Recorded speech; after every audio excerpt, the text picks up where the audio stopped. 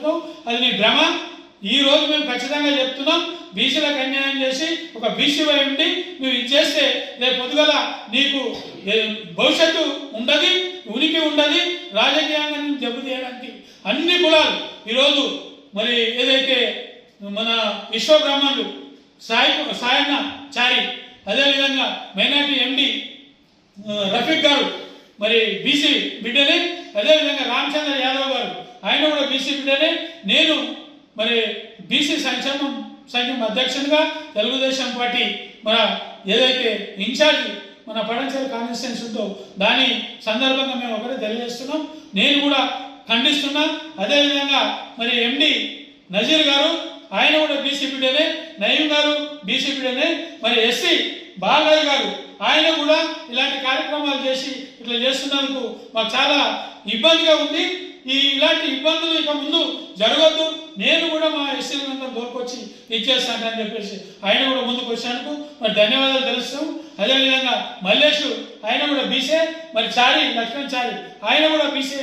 వీళ్ళందరం కూడా ముక్త ఖండంతో ఈ యొక్క నీలం మధు గారి యొక్క చర్యలను ఖండిస్తూ ఇక ముందు ఇలాంటి చర్యలను ఎక్కడ కూడా సహించబోం. ఇలాంటి చర్యలు చేస్తే నీకు భవిష్యత్తు ఉంటుంది, నీ రాజకీయంగా నీకే నీ అంతా నువ్వే నీ గోతు దోకొని గోతులో పడుతున్నావు. ఈ గోతుని నువ్వు సరి చేసుకోవాలని అంటే అన్ని కులాల వారిని కింది స్థాయిలు బడుగు బలహీన వర్గాలందరినీ కూడా తీసుకొని ముందుకు పోతేనే నీకు రాజకీయ భవిష్యత్తు ఉంటుంది.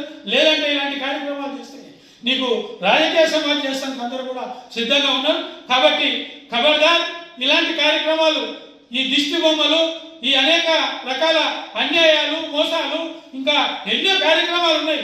చాలా మంది చాలా రకాలుగా చెప్తా ఉన్నారు. అవన్నీ దగ్గరికి పోతాయి. ఒక బీసీకి నువ్వు అన్యాయం చేస్తున్నావు కాబట్టి బీసీలను, ఎస్సీలను, మిగతా వాళ్ళందరూ కూడా, మైనార్టీలు కూడా అందరూ కూడా మొత్తం కండతోటి ఖండిస్తున్నారు.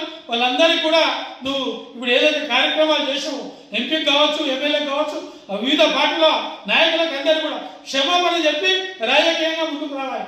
దీనికి మేము డిమాండ్ చేస్తూ ఈ యొక్క కార్యక్రమాన్ని ముగించుకుంటాం.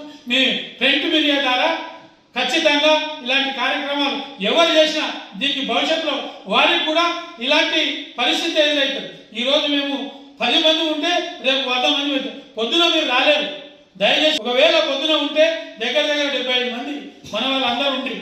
కాబట్టి మీ అందరికి కూడా మీ పరిస్థితి ఏముందో మాకు తెలియదు. అయినా కూడా మేము ఈ సహనంతో ఇలాంటి కార్యక్రమాలు చేయొద్దు.